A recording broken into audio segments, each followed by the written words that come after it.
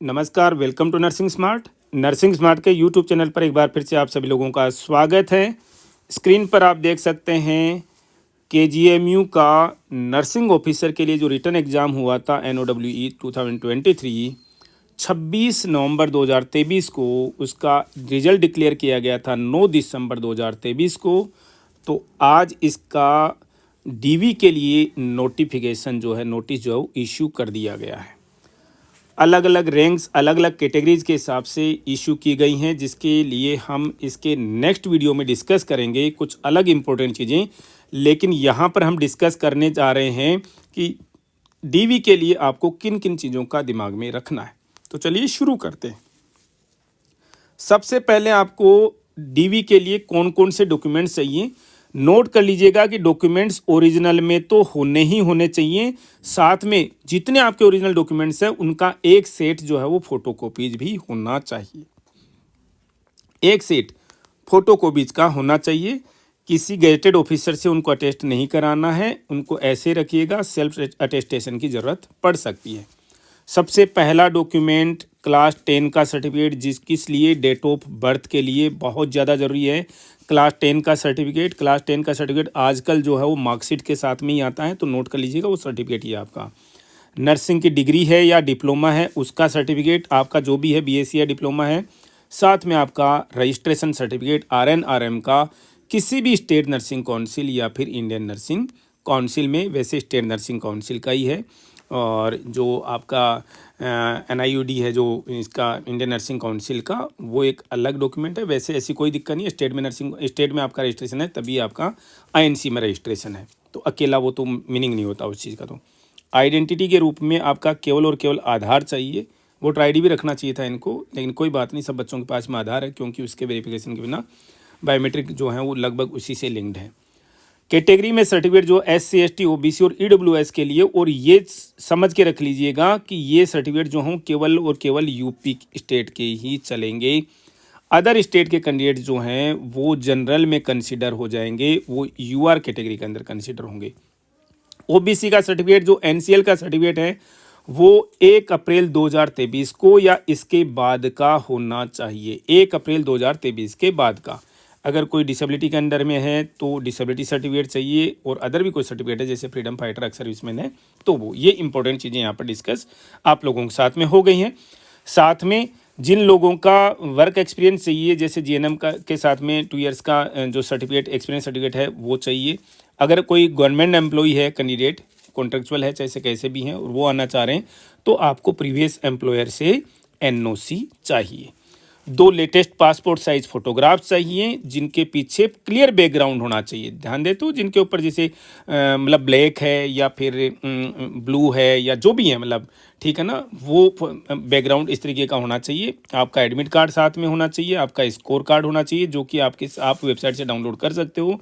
एक एफिडेविट भी चाहिए, किसके लिए, डिप्लोमा होल्डर्स के लिए, कि जो रिक्वायर्ड एक्सपीरियंस जो है आपका वो सच है। वो चीज़ें यहाँ पर जो दे रखा होगा हम डिस्कस कर लेंगे, उसके लिए एक एफिडेविट आपको कोर्ट से देना होगा। इसके अलावा आपका जो बायोमेट्रिक है वो आपके डीवी के समय में किया जाएगा। वेन्यू इन्होंने बता रखा है, Kalam center, King George Medical University Lucknow, और फेज वाइज जो डेट्स दी गई हैं, लेकिन उनका जो टाइम जो है वो फिक्स है, सुबह 10 बजे से दोपहर 2 बजे तक का। रिपोर्टिंग टाइम 10 बजे का है। स्केड्यूल डिस्कस कर लेते हैं। 15 जनवरी से शुरू होंगे डीवी और 23 जनवरी तक चलेंगे।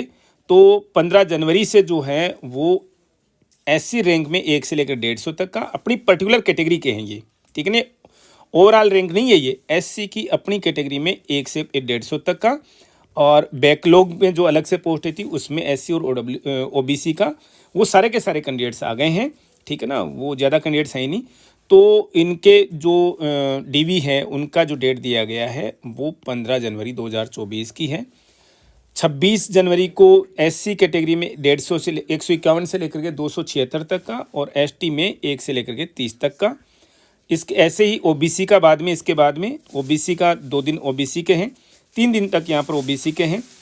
और इन्हीं OBC कैंडिडेट्स के साथ में जो डिसेबिलिटी के पर्सनस हैं, कैंडिडेट्स हैं, फ्रीडम फाइटर्स हैं, एक सर्विसमैन है, उनका भी है। EWS कैंडिडेट्स का जो है 20 जनवरी से लेकर के अकेली 20 जनवरी को 1 से 160 तक हो जाएगा। और 21, 22, 23 को यहाँ पर बच्चे सोचेंगे कि सर जनरल का नाम नहीं दिया। आप चिंता मत कीजिए, ये ओवरऑल रैंक से हैं। ओवरऑल मेरिट रैंक जो है वो 512 तक की जो रैंक है यहाँ पर, उनका ये 3 दिन तक जो है वो होना है। अभी तक इन्होंने एक्सेस कैंडिडेट्स नहीं बुलाए हैं, चिंता मत कीजिएगा, उसके बाद में एक्स्ट्रा कैंडिडेट्स को भी ये कॉल कर लेंगे। यहाँ पर एक चीज़ आप लोगों को क्लियर और करने की ज़रूरत है, ओबीसी SC ST EWS के कैंडिडेट्स जो कि इस 512 की ओवरऑल रैंक के अंदर में आ चुके हैं, ऑब्वियस सी बात हो आ चुके होंगे, तो उनको वापस आने की ज़रूरत नहीं होगी क्योंकि वो अपनी कैटेगरी के अंदर ऑलरेडी आ चुके हैं। मिनिमम क्वालिफाइंग मार्क्स जो हैं उनको जनरल EWS OBC को 50% चाहिए थे, SC ST को 45% चाहिए थे। जो हम एक्सपेक्ट कर रहे थे कि ये कैंडिडेट्स को लगभग 800 ओवरऑल की रैंक तक के कैंडिडेट्स को बुलाएंगे, इन्होंने ठीक जितनी पोस्टें हैं उतने कैंडिडेट्स के हिसाब से इन्होंने यहाँ पर अभी तक कॉल किया है जनरल कैटेगरी के हिसाब से। नोट कर लें कि ये कोई अपॉइंटमेंट लेटर नहीं है, ये आपका अभी तक कोई श्योर नहीं है कि भी आपका सिलेक्शन हो गया है। हाँ, जो इन रैंक्स के बीच में आ रहे हैं जिनको यहाँ पर बुलाया गया है वो तो लगभग अब हमें इनको देखना होगा कि ये हमें पर्टिकुलर कि उनकी ओवरऑल रैंक कितनी है, और जहाँ तक हमें जो देख करके लग रहा है ये लगभग कैंडिडेट जो हैं वो सिलेक्शन के हिसाब से इन्होंने बुलाया गया है यहाँ पर OBC में और SC ST में, ST में तो नहीं लग रहा मुझे, और SC में जो है वो थोड़ा सा प्लस माइनस हो सकता है।